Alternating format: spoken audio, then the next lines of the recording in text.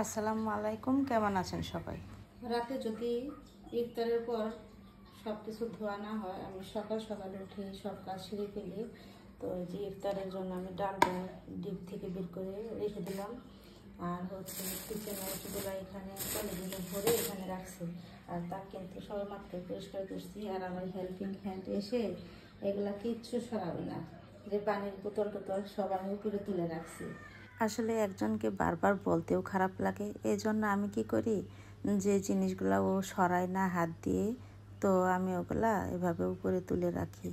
ও মুছে পরিষ্কার করে চলে যাওয়ার পর আমি এগুলো আবারও নিচে নামিয়ে সুন্দর করে গুছিয়ে রাখি। আপনারা কি আমার মতন এরকম কেউ করেন? কমেন্টে জানাবেন। ও আসার আগে আগেই আমার কাজগুলা, যেগুলো আমাকেই করতে হবে, আর নিজের কাজ তো নিজেকেই করতে হবে, তো সবগুলা কাজই আমি শেষ করার চেষ্টা করি। আর এই যে সেরিতে করলা ভাজি করছিলাম, রয়ে গেছে, একটা বাটিতে রেখে দিলাম। আর সজনে দিয়ে আলু মিক্স করে মাছ রান্না করছিলাম, রুই মাছ। তো শুধু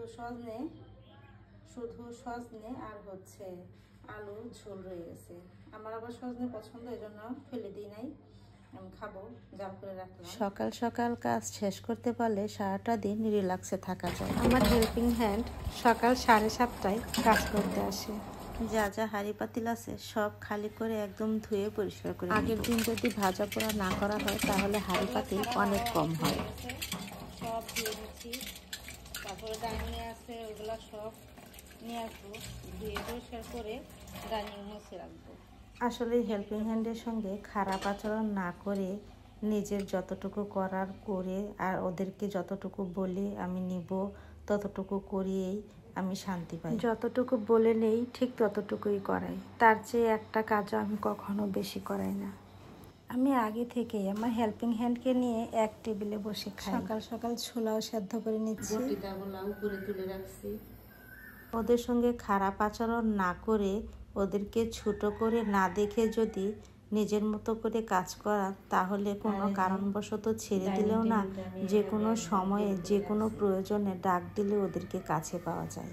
ছোট হোক আর বড়, যে কোনো মানুষের সঙ্গে খারাপ আচরণ করা একদমই ঠিক না। কখন কাকে কিভাবে প্রয়োজন হবে তা ঠিক বলা ঠিক। আমি আবার ছোলা সেদ্ধ দিলাম, ছোলা শেষ হয়ে গেছে। কখন কাকে আমাদের কিভাবে প্রয়োজনে আসতে পারে এটা আমরা কিন্তু কেউ বলতে পারবো না। এই যে আমার হেল্পিং হ্যান্ড চলে যাওয়ার পর আবার আমি সব নিচে নামায় গুছিয়ে রাখছি। আর রুম মোছার পরই মনে হয় যে আমার সব কাজ মনে হয় শেষ হয়ে গেল। কেমন লাগলো আমার ভিডিও কমেন্ট করে জানাবেন। আজকের মতো এখানে শেষ করছি। আল্লাহ হাফেজ।